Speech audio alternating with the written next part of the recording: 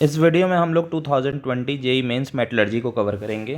तो let's start one by one, starting with the first question.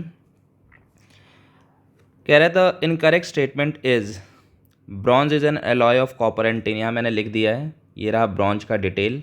It is the alloy of copper and tin, और ये approximate percentage है। 88 copper होता है and tin होता है 12%। Cast iron is use to manufacture wrought iron. ठीक है, बिल्कुल सही है। कास्ट आयरन से आप रॉट आयरन और स्टील दोनों बना सकते हो। एक्चुअल में ब्लास्ट फर्नेस का जो आउटकम होता है वो होता है pig iron. 4 to 5% carbon percentage होती है। इसको हम हीट करके कूल करते हैं, प्रोसेसिंग करते हैं, तो बनता है कास्ट आयरन। थोड़ा सा कार्बन परसेंटेज इंप्रूव होता है, थोड़ा कार्बन से भी इसकी ट्रीटमेंट की जाती है, सॉरी एयर से, सो दैट थोड़ा कार्बन का परसेंटेज इंप्रूव होता है। 3 to 4% इसमें कार्बन होता है, और इसी से फिर हम wrought iron, this is the purest form of iron, इसमें कार्बन परसेंटेज 0.1% से भी कम होगी। और दूसरा फिर बनाते हैं स्टील। इसमें कार्बन की परसेंटेज 0.2 से 0.5% के बीच में होती है। तो ये स्टेटमेंट भी करेक्ट है। Cast iron is use to manufacture wrought iron, ये स्टेटमेंट भी करेक्ट है। German silver is a alloy of zinc, copper and nickel, एकदम सही है। इसमें कुछ भी बताने की ज़रूरत नहीं है, वेरिंग परसेंटेज होती है। Brass is an alloy of copper and nickel, बिल्कुल सही है। सॉरी, ये स्टेटमेंट गलत है। Brass is alloy of copper and zinc, इसमें भी वेरिंग परसेंटेज होती है। जिंक अप टू 30% तक जाता है। ठीक है, डिफरेंट डिफरेंट कॉम्पोजिशन पे अलग अलग ब्रास आता है, तो मैक्सिमम 30% तक पहुंच जाता है। तो इसीलिए इसमें डी ऑप्शन गलत है, क्योंकि इसने निकल लिया है, इसकी जगह जिंक होना चाहिए। नेक्स्ट आते हैं, cast iron is use to manufacture, use for the manufacture of, ये तो मैंने बता ही दिया। कास्ट आयरन से आप रॉट आयरन और स्टील दोनों ही बना सकते हो, यही चीज़ यहाँ पे पूछ दिया है। तो wrought iron and steel will be the option. Next है कि लाइमस्टोन पूछा, क्या करेक्ट स्टेटमेंट पूछा है। तो limestone is decompose to CaO during the extraction of iron from its oxide. तो यहाँ पे पहले वन बाय वन सभी चीज़ को मैं बता देता हूँ। जब आयरन का हम एक्सट्रैक्शन करते हैं तो आयरन के ओर को लेते हैं, Fe2O3, ये आयरन ओर है। ठीक है, आयरन ओर, इसके साथ हम मिलाते हैं कार्बन को एंड CaCO3 को मिलाते हैं। ठीक है, और इसको हम ब्लास्ट फर्नेस में इन कराते हैं। ब्लास्ट फर्नेस में अब होता क्या है, ब्लास्ट फर्नेस में और नीचे से हम ब्लास्ट फर्नेस में एयर पास करते हैं। तो एयर के पास करते ही C+O2, ये कार्बन मोनोऑक्साइड बनता है, और ये कार्बन मोनोऑक्साइड आयरन को रिड्यूस करता है। तो पहले Fe2O3 है, ये कार्बन मोनोऑक्साइड से रिड्यूस होगा, ये बनाएगा Fe3O4 + CO। स्टेप वाइज ये रिडक्शन होता है। फिर अब ये भी नहीं रुकने वाला है, इसका फर्दर CO से रिडक्शन होगा। अब ये बनेगा FeO + CO2, सॉरी यहाँ CO2 होगा, और फिर इसके बाद इसका फर्दर रिडक्शन होगा कार्बन मोनोऑक्साइड से, और ये फाइनली आपको दे देगा Fe + CO2। तो इस प्रोसेस से हमें आयरन मिलता है।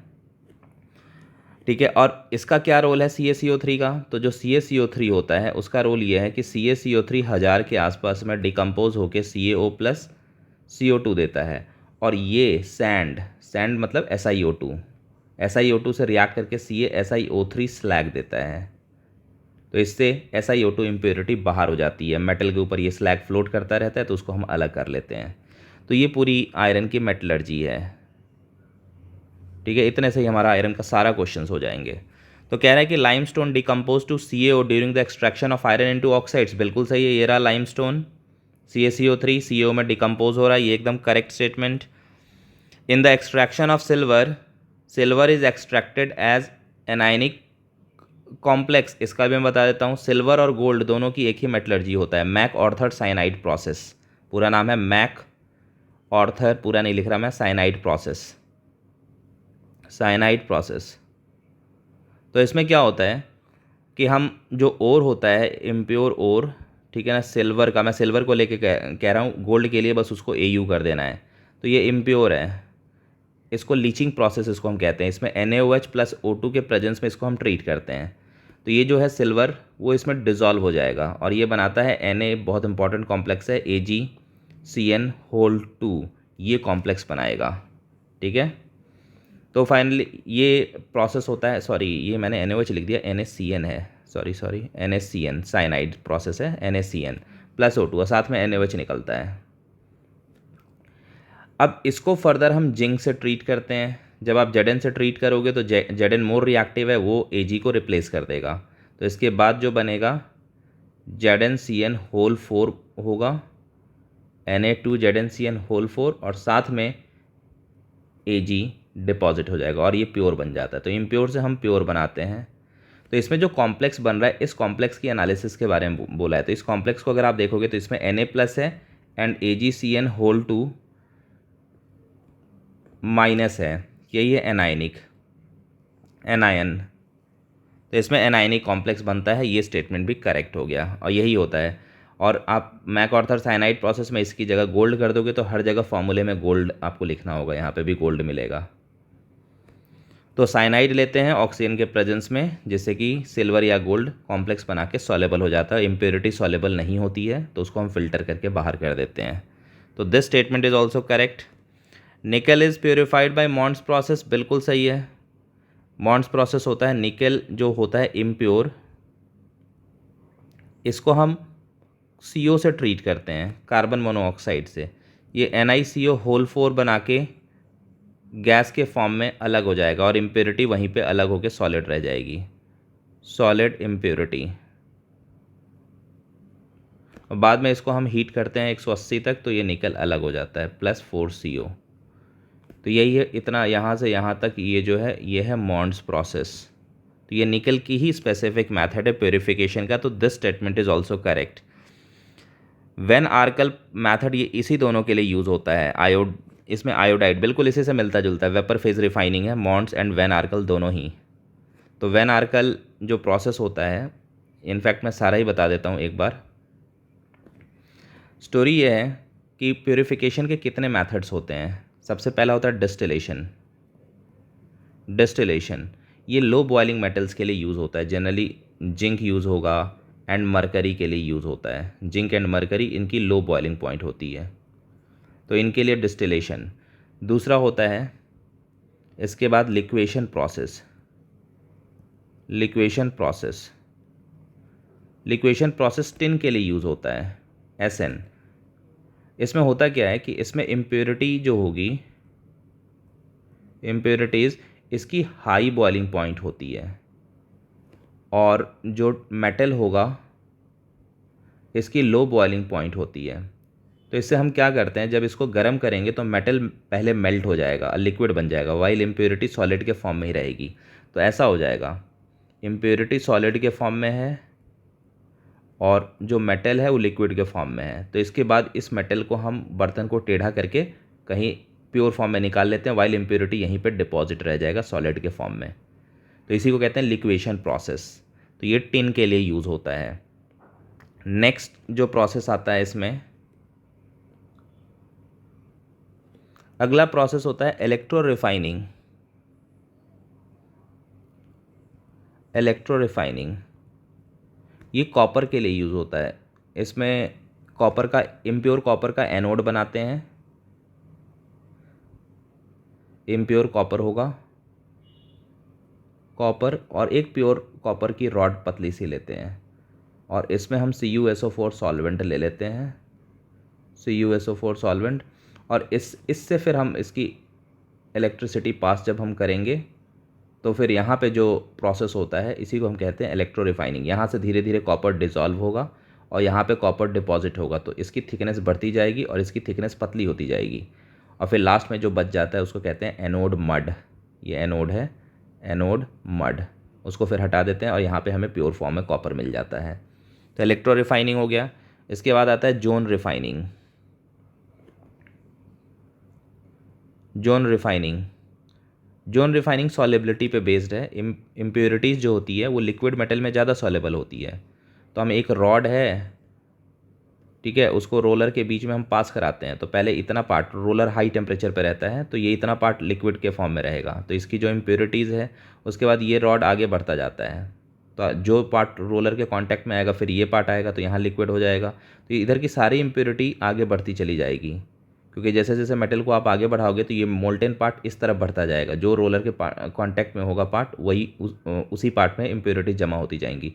करते करते करते करते लास्ट का स्टेज ये होगा कि पूरा मेटल यहाँ पे आ गया, ऐसे हो गया आगे बढ़ते हुए, और मोल्टेन पार्ट अब यहाँ पे है, तो यहाँ से यहाँ तक की सारी इम्प्योरिटी अब इसमें कंसनट्रेट हो जाती है, क्योंकि लिक्विड मेटल में उसकी सॉलिबिलिटी ज़्यादा है, तो इस पार्ट को कट करके हम अलग कर देते हैं। यही होता है जोन रिफाइनिंग। अब जोन रिफाइनिंग का जो प्रोसेस है ये कोई स्पेसिफिक नहीं है, जनरली नॉन मेटल बोरॉन वगैरह के लिए हम यूज़ करते हैं, बोरॉन सिलिकन के लिए, Br सिलिकन के लिए हम इसे यूज़ करते हैं, लेकिन ये बहुत सारे जगहों पे लग सकता है, इसीलिए इसके लिए कोई स्पेसिफिक नहीं है, नथिंग स्पेसिफिक फॉर दिस। दूसरा लास्ट आता है वेपर फेज रिफाइनिंग, जिस पे अभी ये क्वेश्चन पूछा गया है। वेपर फेज, वेपर फेज में दो मेथड्स हैं, एक है मॉन्ड्स जो कि निकल के लिए यूज़ होता है, जिसका मैंने रिएक्शन लिख दिया। इसमें निकल को, जो इम्प्योर निकल है, इसको हम CO से ट्रीट करते हैं, 4CO, ये बन जाएगा NiCO4 गैस, और इस गैस को हम सेपरेट करते हैं, ये 80 डिग्री तक हीट करना पड़ता है इसको। इस गैस को हम सेपरेट कर लेंगे और जो भी इम्प्योरिटीज़ होंगी वो सॉलिड के फॉर्म में वहीं रह जाएंगी। तो गैस को अलग करके फिर हम दूसरे बर्तन में ले जाके उसको 180 डिग्री तक हीट करते हैं, तो वापस 4CO अलग हो जाएगा, 4 टाइम्स CO ये अलग हो जाएगा, 4CO अलग हो जाएगा, और ये बन जाता है प्योर। और दूसरा आता है इसमें वैन आर्कल प्रोसेस। वैन आर्कल, यही चीज़ पूछा गया है यहाँ पे। ये Zr एंड टाइटेनियम के लिए यूज़ किया जाता है। इसमें आयोडीन को हम यूज़ करते हैं। एक का केस लेके मैं बताऊँ, जैसे Zr है इम्प्योर, ठीक है, इम्प्योर सॉलिड था, इसको हम आयोडीन से ट्रीट करते हैं, तो ये बनेगा ZrI4, और ये अब वोलेटाइल गैस के फॉर्म में वोलेटाइल है, बाहर निकल जाएगा, वाइल इम्प्योरिटीज़ इसकी सॉलिड रह जाएगी। इम्प्योरिटीज़ ये अभी भी सॉलिड के फॉर्म में रह गई। तो इस गैस को हम अलग करते हैं, उसके बाद टंगस्टन फिलामेंट पे 2000 डिग्री तक हम हीट करते हैं। टंगस्टन फिलामेंट, टंगस्टन को W से रिप्रेजेंट किया जाता है, टंगस्टन फिलामेंट रेड हॉट। तो वापस ये डिकम्पोज होगा Zr+I2 में, ये प्योर हो गया। तो यही इंटायर मेथड है। तो यहाँ पे अब इसको देखते हैं, यही पूरा डिटेल्स था इसका, मैंने पूरा थ्योरी बता दिया। तो ये स्टेटमेंट भी करेक्ट है, that's why D option is correct, all the statements are correct. Next आते हैं, the process of calcination and roasting in metallurgical industry respectively can lead to, देखो कैल्शिनेशन और रोस्टिंग के ड्यूरेशन में CO2 एंड SO2 रिलीज़ होता है। SO2 water के साथ H2SO3 देता है, एसिड रेन के लिए रिस्पॉन्सिबल है, और ये तो ग्लोबल वार्मिंग के लिए रिस्पॉन्सिबल है ही, तो इसमें D ऑप्शन आ जाएगा। Next, the Ellingham diagram provides the information about, बहुत इजी क्वेश्चन है। एलिंगम डायग्राम में वाई एक्सिस पे हम ΔG को रखते हैं, ठीक है, और ΔG का हम प्लॉट करते हैं टेम्परेचर के साथ, और इसमें बेसिकली ऑक्साइड, ठीक है, ऑक्साइड के फॉर्मेशन का रिएक्शन होता है, उसी को रिलेट किया जाता है। तो इसमें तो स्ट्रेट फॉरवर्ड है, ठीक है। The temperature dependence of standard गिव्स फ्री एनर्जी, बिल्कुल सही है, ΔG0 होता है। And the formation of some metal oxides, बिल्कुल सही है।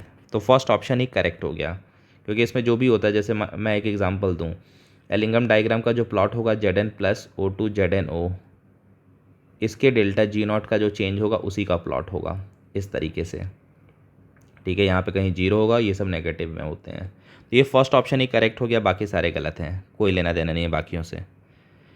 Now the boron and silicon of very high purity can be obtained by, ये मैंने अभी बताया था, यहाँ पे बोरॉन और सिलिकन का इसमें जोन रिफाइनिंग में बोरॉन और सिलिकन को यूज़ किया जाता है, तो ये वही क्वेश्चन आ गया।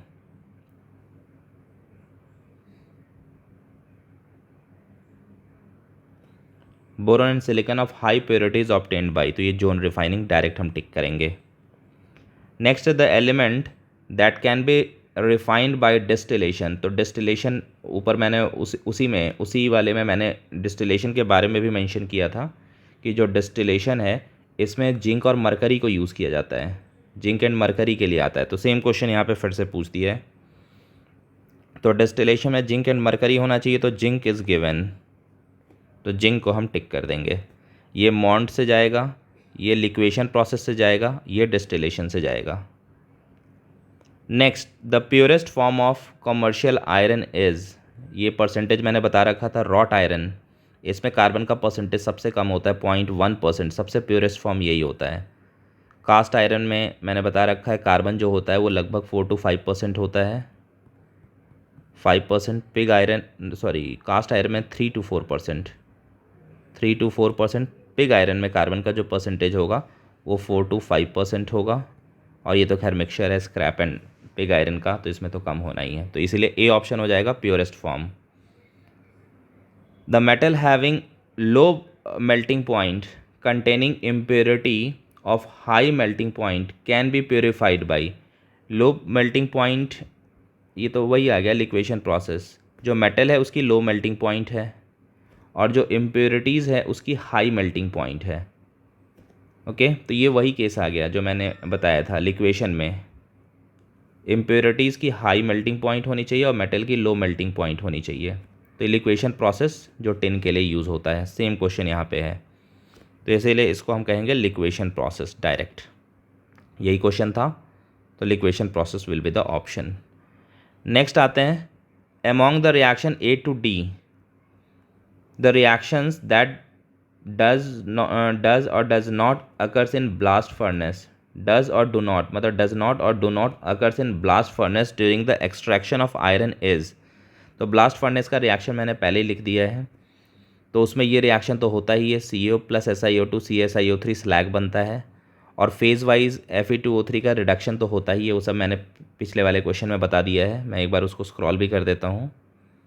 ये रहा ब्लास्ट फर्नेस का, ये सारे रिएक्शंस हैं, ये स्लैग बनने का भी रिएक्शन है, तो ये सारे रिएक्शंस होते हैं। ओके, तो इसमें अब देखते हैं कि कौन सा नहीं होगा। तो ये भी होता है, ये भी होता है। FeO का इसके साथ कोई रिएक्शन नहीं होता है, SiO2 का CO के साथ होता है, तो ये नहीं होना है। ये तो होता ही नहीं है क्योंकि कार्बन, इसमें कार्बन मोनोऑक्साइड इसको रिड्यूस करता है, ना कि ये खुद डिकम्पोज नहीं होता है, तो ये भी नहीं होगा। तो C and D ये पॉसिबल नहीं है। तो this much in this video, 10 question पूछे गए थे। Thank you for the watching.